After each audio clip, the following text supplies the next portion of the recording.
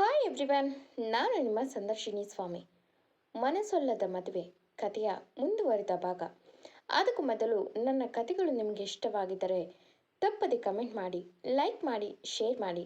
ಹಾಗೆ ನನ್ನ ಚಾನೆಲ್ಗೆ ಹೊಸಬರಿದ್ದರೆ ಸಬ್ಸ್ಕ್ರೈಬ್ ಆಗಿ ಪಕ್ಕದಲ್ಲಿರುವ ಬೆಲ್ಲೈಕನ್ನ ಕ್ಲಿಕ್ ಮಾಡಿ.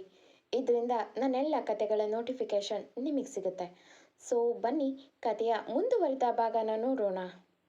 ಎಪಿಸೋಡ್ 75 ಇಂದಿನ ಸಂಚಿಕೆಯಲ್ಲಿ ನಾನೇ ಕಾಲ್ ಮಾಡ್ತೀನಿ, ನಿಮಗೆ ನನ್ನ ಕಾಂಟ್ಯಾಕ್ಟ್ ಸಿಗಲ್ಲ ಎಂದು ರಮೇಶ್ ಮುಂದೆ ನಿಂತು ಅಪ್ಪ ಮನೆ ಕಡೆ ಹುಷಾರು ಎಂದು ಮತ್ತೆ ಫಾರಿನ್ಗೆ ಹೋಗ್ತಾನೆ ಹಾದಿ. ಮುಂದೆ ಸುಧಾ ಅವರು ಅಷ್ಟು ಹೇಳಿ ಹಾದಿ ನಿನಗಾದರೂ ಹೇಳಿರ್ತಾನೆ ಅಂದ್ಕೊಂಡಿದ್ದೆ ಎಂದರು. ರಾಘವನ್ ನಿಟ್ಟುಸಿರು ಬಿಟ್ಟು ಒಂದು ಸ್ವಾರ್ಥ ಎಷ್ಟೆಲ್ಲ ಮಾಡಿಸಿತು ಎಂದು ದುಃಖದಲ್ಲೇ ಮಗಳ ತಲೆ ಸವರಿದ್ರೆ ಆದ್ಯ ಕಣ್ಣು ಆಗಲೇ ಕೊಳ ಆಗಿದೆ. ಒಂದು ಕಡೆ ತನ್ನ ತಾಯಿ ನೆನಪಾದರೆ ಇನ್ನೊಂದು ಕಡೆ ಹಾದಿ ಎಲ್ಲೂ ಸಿಗಲಿಲ್ವಲ್ಲ. ನನಗೇನು ಬೇಕು ಅದನ್ನೆಲ್ಲ ತಿಳಿದು ಮಾಡಿ ಈಗ ದೂರ ಆಗಿದ್ದಾನೆ ಎನ್ನೋದು ಅವಳ ನೋವು. ಸುಧಾ ಅಳ್ಬೇಡ ಆದ್ಯ, ಎಲ್ಲ ಸರಿಯಾಗುತ್ತೆ ಎಂದು ಇನ್ನೊಂದು ಸಲ ಅಚ್ಚಿ ನೋಡ್ಕೊಂಡು ಬಾ. ಅವತ್ತು ಗಲಾಟೆ ಆದಾಗಿಂದನೂ ನಾನು ಮಾಡಿದ ಒಂದು ತಪ್ಪಿಂದ ನನ್ನ 2 ಮಕ್ಕಳು ಹೀಗೆ ನೋವು ತಿನ್ನಬೇಕಾಯ್ತು ಎಂದು ಅದೇ ಯೋಚನೆಯಲ್ಲೇ ಕೊರಗಿ ಕೊರಗಿ ಮಲಗಿದ್ದಾರೆ ಎಂದರು. ಆದ್ಯ ಎಂದು ತಲೆ ಆಡಿಸಿ ಸೀದಾ ಅಜ್ಜಿ ರೂಮ್ ಕಡೆ ಹೋಗುತ್ತಾ, ಅಜ್ಜಿ ಇಷ್ಟು ವೀಕ್ ಆಗಿದ್ದೀರಾ, ನಾನು ಕೊಟ್ಟ ಮೆಡಿಸನ್ ವರ್ಕ್ ಆಗಿರಬೇಕಿತ್ತು ಎಂದುಕೊಂಡು ಹೋಗ್ತಾಳೆ. ಅಲ್ಲಿ ಅಜ್ಜಿ ಸೊರಗಿ ಮಲಗಿದ್ದಾರೆ. ಸುಪ್ರಿಯಾ, ಆದ್ಯ ನೋಡಮ್ಮ, ಸರಿಯಾಗಿ ಏನೂ ತಿಂದಿಲ್ಲ, ಬರೀ ಜ್ಯೂಸು ಗಂಜಿ ಹೀಗೆ ಕುಡಿಯೋದು ಬಿಟ್ಟರೆ ಬೇರೇನು ತಿನ್ನುತ್ತಿಲ್ಲ ಎಂದಳು ಕಣ್ತುಂಬಿ.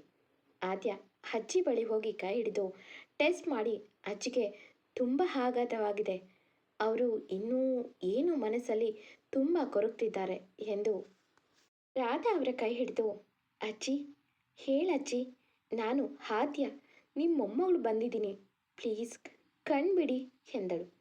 ತಕ್ಷಣ ಏನೋ ನೆನೆದು, ಡ್ಯಾಡ್ ಆದಿ ಕೊಟ್ಟಿರೋ ಮಾತ್ರೆ ಕೊಡಿ ಎಂದಳು. ರಾಘವನ್ ತಂದು ಕೊಡ್ತಾರೆ. ಅರ್ಧ ಗ್ಲಾಸ್ ನೀರಲ್ಲಿ ಕಲಕಿ ಅಜ್ಜಿ ಕುಡೀರಿ ಎಂದು ರಾಧಾ ಅವರಿಗೆ ಕುಡಿಸಿ, ಎದ್ದೇಳಿ ಅಜ್ಜಿ, ಇನ್ನು ಎಲ್ಲ ತೊಂದರೆ ಮುಗಿತು, ನೀವಿನ್ನೂ ನೋಡಬೇಕಾಗಿದ್ದು ತುಂಬ ಇದೆ ಎಂದಳು. ರಾಧಾ ಅಜ್ಜಿ ಅರ್ಧ ಗಂಟೆ ಬಿಟ್ಟು ನಿಧಾನಕ್ಕೆ ಕಣ್ಣು ಬಿಟ್ಟರು. ಆದ್ಯ ತುಟಿಯಲ್ಲಿ ನಗು ಮೂಡಿತು. ರಾಧಾ ಅಜ್ಜಿ ಆದ್ಯ ಎಂದು ಅವರ ಸ್ಮೂತ್ ಕೈಯಿಂದ ಆದ್ಯ ಕೆನ್ನೆ ಹಿಡಿದ್ರು. ರಾಧಾ ಅವರು ಎಂದು ಆದ್ಯನ ಹೀಗೆ ಮಾತಾಡಿಸಿರಲಿಲ್ಲ.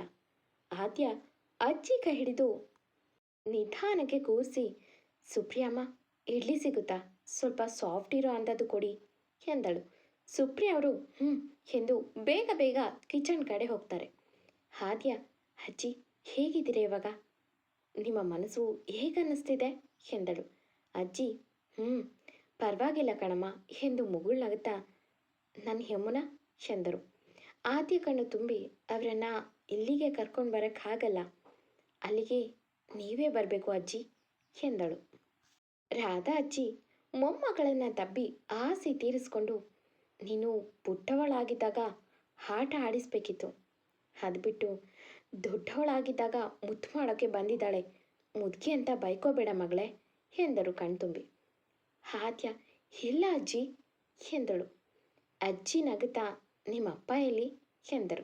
ಆದ್ಯ ಇಲ್ಲೇ ಇದ್ದಾರೆ ಎಂದು ರಾಘವನ್ ಕಡೆ ಕೈ ತೋರಿಸಿದ್ರು. ರಾಘವನ್ ಅವರ ಬೆಡ್ ಮೇಲೆ ಕೂತು, ಅಮ್ಮ ಹೇಗಿದ್ದೀರಾ ಎಂದರು.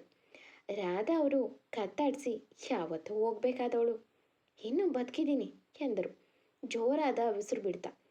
ರಾಘವನ್ ಮತ್ತೆ ರಮೇಶ್ ಹಾಗೆಲ್ಲ ಯಾಕೆ ಮಾತಾಡ್ತೀರಾ ಎಂದರು ಬೇಸರದಲ್ಲೇ.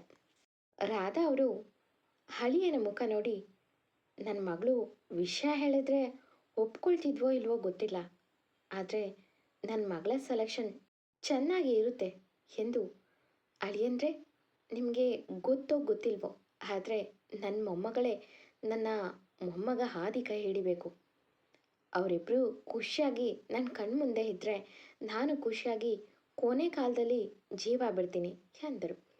ರಮೇಶ್ ಏನಮ್ಮ ಇದೆಲ್ಲ, ಯಾಕೆ ಇವಾಗ, ಆದಿ ಹೇಳಿದ್ದಾನಲ್ಲ ಅವನು ಬರಲಿ ಆಮೇಲೆ ಮಾತಾಡೋಣ ಎಂದರೆ, ರಾಘವನ್ ಮೊದಲು ನೀವು ಹುಷಾರಾಗಿ, ನಿಮ್ಮ ಮೊಮ್ಮಕ್ಕಳ ಮದುವೆಯಲ್ಲಿ ಓಡಾಡೋದು ಬೇಡವಾ ಅಮ್ಮ ಎಂದರು.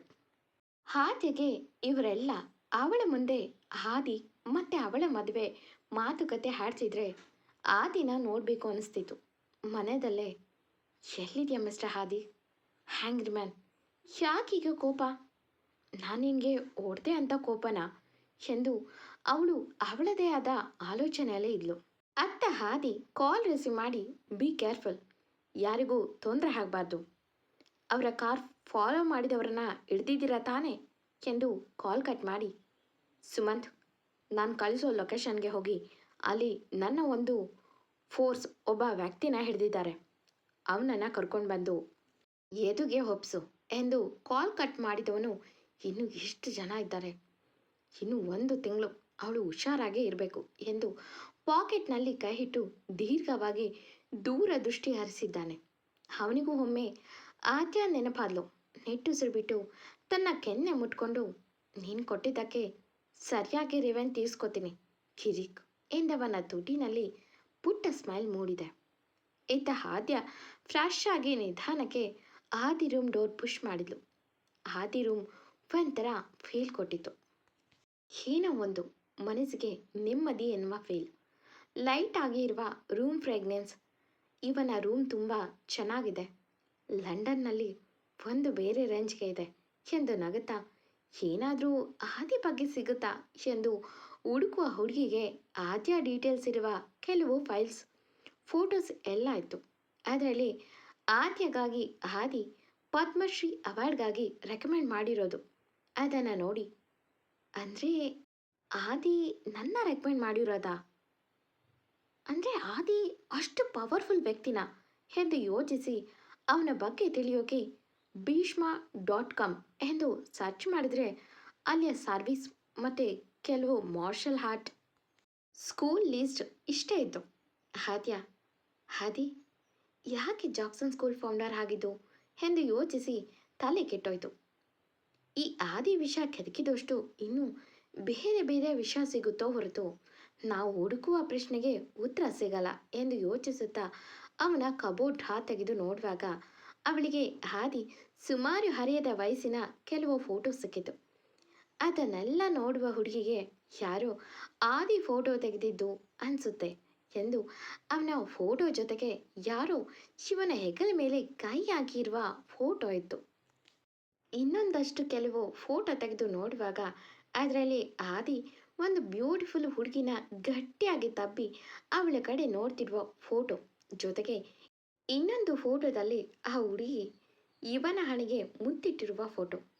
ಇನ್ನು ತೆಗೆಯುತ್ತಾ ಹೋದಂತೆ ಹುಡುಗ ಆ ಹುಡುಗಿ ಜೊತೆಗೆ ನಗುತ್ತಾ ಹೋಳಿ ಹಾಡೋದು, ಇಬ್ಬರು ಒಬ್ಬರಿಗೊಬ್ಬರು ಹೋಳಿ ನೀರು ಎರಚುವುದನ್ನು ನೋಡಿ ಆದ್ಯ ಕಣ್ಣು ಆಗಲೇ ತುಂಬಿದೆ. ಆದ್ಯ ಶಾಕ್ ಆಗಿದ್ಲು. ಈ ಹುಡುಗಿ ಯಾರು? ಆದಿ ಜೊತೆಗೆ ಈ ಹುಡುಗಿ ಇಷ್ಟು ಕ್ಲೋಸ್ ಆಗಿರೋದು ನೋಡಿದ್ರೆ ಈ ಹುಡುಗಿ ಆದಿ ಲವ್ವರ ಎಂದವಳ ಮುಷ್ಟಿ ಬಿಗಿದು ಕಣ್ಣು ಶಾರ್ಪ್ ಆಯಿತು. ಇನ್ನು ಕೆಲವು ಫೋಟೋಗಳಲ್ಲಿ ಹುಡುಗಿ ಆದಿ ಕಿವಿ ಹಿಡಿದಿರೋದು, ಆದಿ ಕಳ್ಳನಂತೆ ಅವಳನ್ನು ನೋಡೋದು, ಕೇಕ್ ಅವಳ ಬಾಯಿಗೆ ತಿನ್ನಿಸಿ ಅವಳ ಮುಖಕ್ಕೂ ಮೆತ್ತುತ್ತಿರುವ ಫೋಟೋ. ಹೀಗೆ ಆದಿ ಮತ್ತೆ ಆ ಹುಡುಗಿ ಫೋಟೋ ನೋಡಿ ಆದಿಗೆ ಕೋಪ ಬಂತು. ಕಣ್ಣು ತುಂಬಿದ ಆದ್ಯ ಅದನ್ನೆಲ್ಲ ಎತ್ತಿ ಅಲ್ಲೇ ಇಟ್ಟು ವಾಪಸ್ ತನ್ನ ರೂಮ್ಗೆ ಬಂದವಳಿಗೆ ಆದಿ ತುಂಬ ಕಾಡ್ತಿದ್ದಾನೆ. ಆ ದಿನ ಅವತ್ತು ರಾಗಿಣಿ ತಪ್ಪಿದ್ದು ನೋಡಿ ನನಗೆ ಕೋಪ ಬಂದಿತ್ತು. ಅದೇ ಕಾರಣಕ್ಕೆ ಮೇಲೆ ಒಬ್ಳೆ ಇರೋಕೆ ಬಂದವಳಿಗೆ ಕೋಪ ಅನ್ನೋದಕ್ಕಿಂತ ಯಾರೋ ತನ್ನ ವಸ್ತುನ ಕಿತ್ಕೊಳ್ತಿದ್ದಾರೆ ಎನಿಸಿ ಬೇಸರ ಆಗಿತ್ತು. ರಾಗಿಣಿ ಜೊತೆಗೆ ಒಂದೇ ಕೈ ಹಿಡಿದಿದ್ದರೂ ಆದ್ಯಗೆ ತಡೆಯೋಕ್ಕಾಗ್ತಿರ್ಲಿಲ್ಲ. ಅವಳ ಜೊತೆಗೆ ಕನ್ನಡ ಸಾಂಗ್ ಡ್ಯಾನ್ಸ್ ಮಾಡುವಾಗ ಅವನ ಕುಡಿ ನೋಟ ಇವಳ ಮೇಲೆ ಬಿದ್ದಾಗಲೇ ಹುಡುಗಿ ನವಿರಾಗಿ ಕಂಪಿಸಿದ್ದು ಉಂಟು. ಈಗ ಹಾದಿ ಯಾರ ಹುಡುಗಿ ಜೊತೆಗೆ ಹೀಗೆ ಅವಳ ಜೊತೆಗೆ ಇದ್ದ ಅಂದರೆ ಏನರ್ಥ ಎಂದು ಕೋಪ ಅಳು ಎರಡು ಬರ್ತಿತ್ತು.